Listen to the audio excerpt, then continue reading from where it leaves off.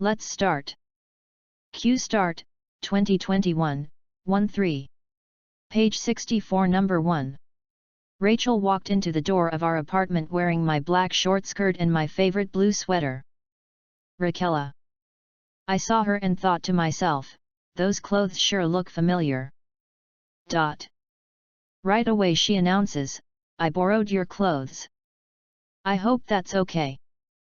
I was shocked into numbness at her audacity, but that lasted about 2 seconds, and before she was out of the hallway, I was boiling. 2. No, it's not okay. I want you to ask me before you borrow my things. I didn't yell, but she knew that I was unhappy.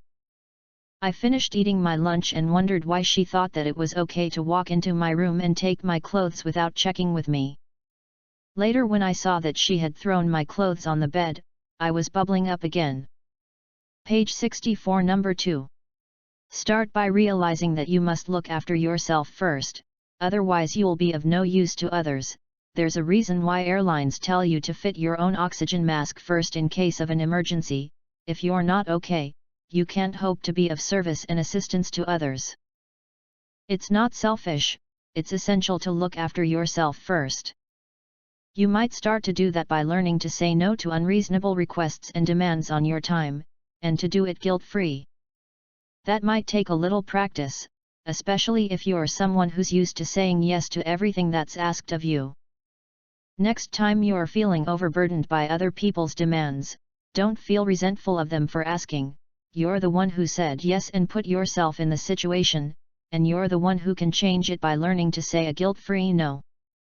Page 65 Number 4. Diet has been known for many years to play a key role as a risk factor for chronic diseases. What is apparent at the global level is that great changes have swept the entire world since the second half of the 20th century, inducing major modifications in diet, first in industrial regions and more recently in developing countries. 2. Traditional, largely plant-based diets have been swiftly replaced by high-fat, energy-dense diets with a substantial content of animal-based foods. But diet, while critical to prevention, is just one risk factor. Physical inactivity, now recognized as an increasingly important determining factor of health, is the result of a progressive shift of lifestyle towards more sedentary patterns, in developing countries as much as in industrialized ones. Page 66 Number 5. The news media are hungry for new findings, and reporters often latch onto ideas from the scientific laboratories before they have been fully tested. Also, a reporter who lacks a strong understanding of science may misunderstand or misreport complex scientific principles. To tell the truth, sometimes scientists get excited about their findings, too, and leak them to the press before they have been through a thorough review by the scientists' peers. As a result, the public is often exposed to late-breaking nutrition news stories before the findings are fully confirmed.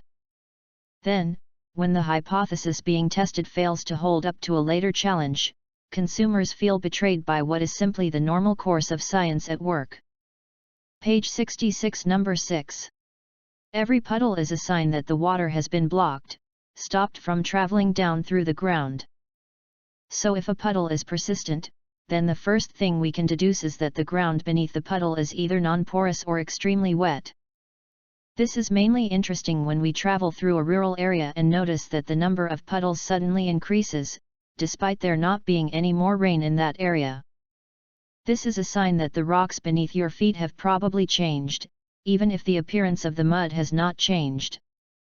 Since the rocks are responsible for a lot of the characteristics of the soil in an area and the soil strongly influences the types of plants and animals you will find, a sudden change in the number of puddles, without a very local downpour, is a sign that the rocks, soil, plants, and animals all around you will also have changed. Page 67 Number 7. The arrival of the steam engine extended our radius of activity. We built steamships that moved more people much more quickly across the oceans. Later, we developed engines and turbines. Our means of transport evolved from the coach to the train and from the sailboat to the steamship.